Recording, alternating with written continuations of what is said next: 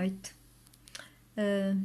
Vamos então começar o vídeo e ele vai chamar-se Será que vocês querem mesmo seguir e ir para a luz? Aqui, quase logo no princípio de Pangeia, criou-se um dilema que gerou vários contratempos para muitos. Os corpos começaram a deteriorar-se e tornar-se incapazes de funcionar naquele contínuo espaço-tempo. A vida que brotou da fonte que não e nem nunca foi nenhum Deus, funcionou sempre continuamente sem parar. Isto é, a vida não parou com a incorporação nem com o desencarne. Ela é sempre o mesmo, só com a necessidade de ganhar experiências e conhecimentos. A ilusão de que as pessoas nascem, crescem, eventualmente morrem, é necessário para a aprendizagem em frente ou não do IMO. Foi criado o que já existia, isto é, uma zona no espaço que não crescia nem diminuía, uma dobra na realidade. Quem morria, dependendo do seu aprendizado e da sua absorção, tinha dois caminhos. Ou seria diretamente, seguia diretamente para uma zona de correção e mudança, que era chamada umbral, e depois o outro caminho era para a chamada roda de Sansara. Ou ia logo imediatamente para essa zona. Dependia de cada um e do que fizeram enquanto encarnados, mas também dependia da sua autoconsciência. No umbral, as coisas não são e nunca foram fáceis para ninguém. Era uma coisa quase completa com um ambiente que lhes era familiar. Mas, para pior, pois ficavam sempre a repetir cenas que marcaram o seu tempo de encarne pelo lado negativo e prejudicial para a evolução. Já viram o tormento? Mas não era uma situação continuada e eterna, pois algum dia os indivíduos reconheceriam os seus erros. Repetiam situação atrás de situação, com as memórias da vida que tinham terminado. Também é certo que não eram aleatórios esses atos e não estavam, nem estão à vontade para fazerem o que querem. Existia e existe um corpo de guardas nessa dobra do espaço que impedia e impede a vontade de piorar e mais tarde conduziria e conduz os imos para a roda da Sansara. Esse corpo chama-se de arcontes. Vocês já estão fartos de ouvir falar dos arcontes, não é mesmo? Para aqueles que não sabem, não querem saber ou até querem, um fato se apresenta no umbral. É que a única luz que existe nesse território de dor é apenas um restício da luz da galáxia, mas pouca. Tão pouca que é, mas não impede que as pessoas vejam, somente as aflige. Quando os seres ficam fartos da situação que estão a viver ou que passaram, a única coisa que eles necessitam é dirigir-se a um dos guardas e dizer que precisam deixar o cenário e querem seguir em frente. E o em frente é simplesmente saírem do umbral e irem para a roda da Sansara, a que acedem imediatamente, deixando tudo para trás. A roda da Sansara é tecnicamente digamos que um hospital espiritual, onde os imos são recalibrados, tratados e tornados por vontade própria em seres preparados para encarnarem de novo. Escolhem o cenário ideal para o que pretendem e renascem. Esse renascimento não significa que não se voltarão, que não voltarão de novo ao umbral. Depende do que fizerem e pretendam fazer. O umbral tem muitas armadilhas a ultrapassar, sendo que uma delas é a existência de seres que não pretendem evoluir por motivos só deles e que não gostam de ver os outros subir, portanto, os outros evoluir.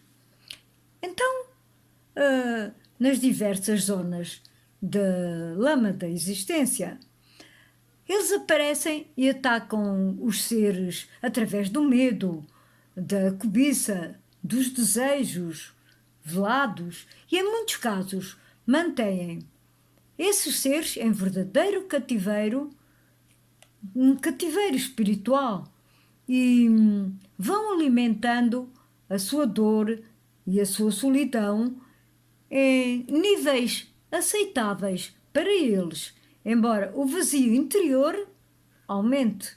Portanto, dentro de si, eles começam a sentir um grande vazio, cada vez maior. Na tentativa que a dobra no espaço apresenta a todos os imos para saber se evoluíram o suficiente, então criou-se não uma armadilha, mas sim uma escolha. Vamos lá ver. Foi formado no espaço um tubo de enganos. Esse túnel tem no fim um foco de luz. É aquele tal túnel de luz de que tanto falam, que funciona na mesma frequência em que as lâmpadas atraem à noite os insetos. Para todos é apresentado, quase no fim desse túnel, uma imagem consistente de todas aquelas pessoas, de todos aqueles seres, animais incluídos, que eles amam e dos quais sentem falta. E para isso usam as memórias dos seus cérebros. Na maior parte dos casos, os imos seguem para esse cenário ideal, em busca dos seus, sendo que mais tarde eles vão verificar a inconsistência desse ecrã e aí regressam à roda. mas outros preferem sair desse túnel pela lateral, que aparentemente não tem luz, e encontram-se em plena galáxia, livres e sem medo. Reparem bem no que eu disse. Seguindo pelo outro caminho, por esse caminho que não mostra essa luz ao fundo do túnel, com os entes queridos, com aqueles que amaram e continuam a amar, e que ao fim e ao cabo é apenas um aldrabiço. Portanto, se seguirem o outro lado, que não tem a luz, o que é que acontece? Acontece que encontram-se livres e sem medo na galáxia. Mas para isso, digamos que só a coragem e o caráter levam esses seres a procurar a liberdade. E não é que se fala tanto de querermos ser seres livres, não é? Não, vocês não querem ser seres livres? Não dizem que estão fartos de estar aqui, que estão fartos de estar nesta prisão?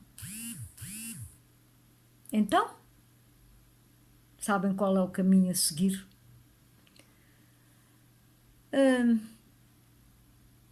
O que não quer dizer que não caiam noutra roda de renascimentos num outro planeta, onde eventualmente possam ir dar um outro planeta qualquer. Depende de cada um e de cada propósito. Entretanto, a chamada perfeição, que significaria eterna passagem no espaço sem parar, é uma maldição a ser evitada. Sim, porque podem, pura e simplesmente, vaguear pelo espaço e não quererem entrar em planeta algum. E é uma maldição porquê? E deve-se evitar porquê? Porque quem evolui, ou evoluiu,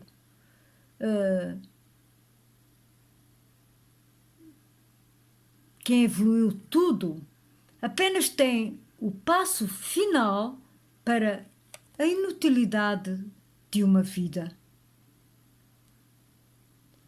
Pois quem se torna perfeito está aqui neste universo a fazer o quê? Aí, o corpo absoluto do universo, que é a fonte, absorve esse ou esses seres e fica só apenas com a energia deles e apaga o resto por serem inúteis já para os seus propósitos e com eles cria outros seres imperfeitos, como a fonte é, porque a fonte não é perfeita. A fonte, como vocês todos sabem, ela vai aprendendo com todos nós. Lógico que ela sabe muito mais que nós, pois nós somos um e ela aprende com todos. Portanto, e ela com isso vai ganhando mais experiências, mais conhecimentos diversificados, que é afinal de contas o que a fonte pretende. Cada um deve decidir o que fazer da sua vida ou não vida. E procurar ou não a tal luz e, reparem bem, responsabilizar-se pelos seus atos. Entretanto, a tal vida passa por diversas portas de eternos renascimentos, de eternas passagens. Agora, tudo depende de vocês. Escolham. Olá, como estão? Tudo bem com vocês? Hoje é o vídeo 164, cujo título é Será que vocês querem mesmo seguir e ir para a luz? Este tema é um tema que vai provocar muita celeuma entre os ditos religiosos e eventuais pseudo-espiritualistas. Mas quero que saibam que nós somos ateus e o que vamos dizer só nos obriga.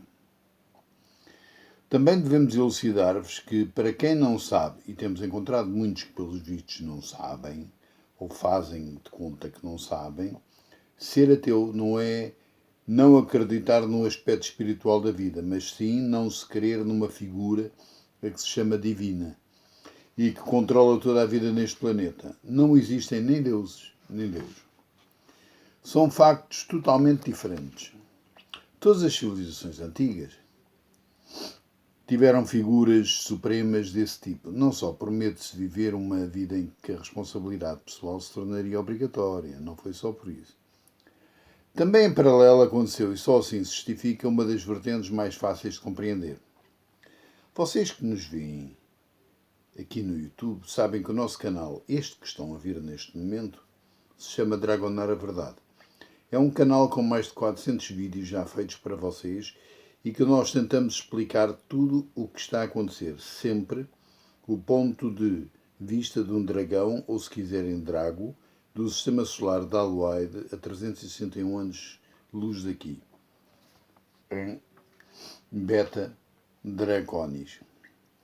Para todos vocês temos várias questões a colocar, mas agora esta é a primeira. Imaginem que a este planeta chega uma força de uma qualquer espécie não autóctone daqui, com um avanço científico e militar tão grande que os pobres seres daqui, que aqui habitam, sem formação nem evolução de qualquer tipo, os veriam como, com reverência, medo e espanto. Agora imaginem também que esses tais seres visitantes, aproveitando-se da ignorância dos que cá estavam e usavam a força para a força braçal deles, tanto para minerar como para tudo. Claro está que seria muito mais fácil agir se os indígenas da altura o fizessem de boa vontade, deixando de lado a opção militar, que embora fosse fácil, tão fácil, até apenas iria destruir em parte a força dos trabalhadores, a força braçal. Então em muitos lugares mostraram-se como algo que não poderia ser esquecido. Não foi preciso muito. Mas uma demonstração foi de tal modo eficaz que os habitantes ficaram aterrados e fizeram tudo o que os invasores queriam. Até porque também foi criada uma força daqui que os ajudou, criada por eles. A palavra traição talvez seja muito forte, mas essa força ganhou poder quase absoluto sobre os humanos. Chamaram-lhe sacerdotes e tornaram-se uma casta à parte, em todas as religiões. A casta que mandava e que ao mesmo tempo tinha que prestar contas aos verdadeiros donos. Criaram regras sobre regras com permissões e proibições que em muitos casos eram absolutas e letais. Através das centenas de milhares de anos terrestres que decorreram, foram-se especializando nas artes do terror ou da escravidão, mental e não só. E os povos foram aceitando não só paulatinamente, mas em muitos casos com fervor, e ajudavam. Para os seus senhores, os verdadeiros senhores, foram arranjando nomes e títulos cada vez mais pomposos.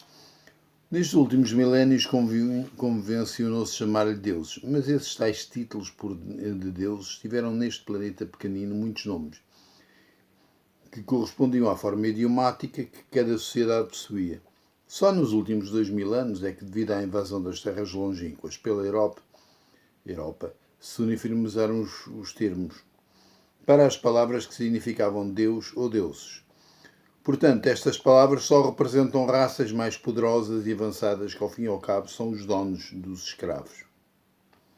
Para a vossa informação, essa raça que aqui chegou tem um nome próprio. E esse nome é Draco, ou Draconianos. São os donos daqui. E não só daqui. Quase tudo. E quando chegaram os Dragonara, não estavam aqui, que não estavam aqui, só reapareceram mais tarde. São os proprietários dos minerais deste planeta, os Draco. No entanto, para que saibam, não procuram nem ouro, nem prata, nem diamantes, que a eles de nada serve. E todos os outros visitantes o sabem, pois eles são senhores de quase todo o braço galáctico onde estamos. E de nada lhes interessa a vida dos habitantes daqui. Só lhes interessa são os minérios que estão no manto. Agora, falemos sobre o que alguns espiritualistas tentam ensinar e que no fim se mostra ser nocivo e erróneo. É moda, desde há mais de um milénio, falar sobre a tão propalada morte e sobre o que depois disso assusta. Ou advém. Só o que acontece é uma armadilha. Não dos arcontes coitados que de nada têm culpa, mas sim dos ensinamentos ditos religiosos que levaram a que no conjunto dos milhares de milhões de seres que cumulativamente em todo este planetinha se juntaram, embora com religiões diferentes, criaram dobras no espaço com os seus desejos e formaram túneis que eventualmente levariam o Zimo desencarnados a percorrer alguns caminhos traçados para uma redenção errónea. Vamos começar pelo princípio, o que vai tornar os factos mais fáceis de serem absorvidos pela mente. Independentemente do que muitos pensam, não existe nem morte nem vida, só passagem. E essa passagem está sempre dependente de fatores como o planeta onde estão, a raça a que pertencem, o desenvolvimento que possuem e o objetivo do que perseguem no seu caminho. Cada planeta com vida senciente é diferente. E vou explicar porquê, começando por este. E provavelmente vai ser mais fácil o entendimento no particular. Agora vamos à segunda parte.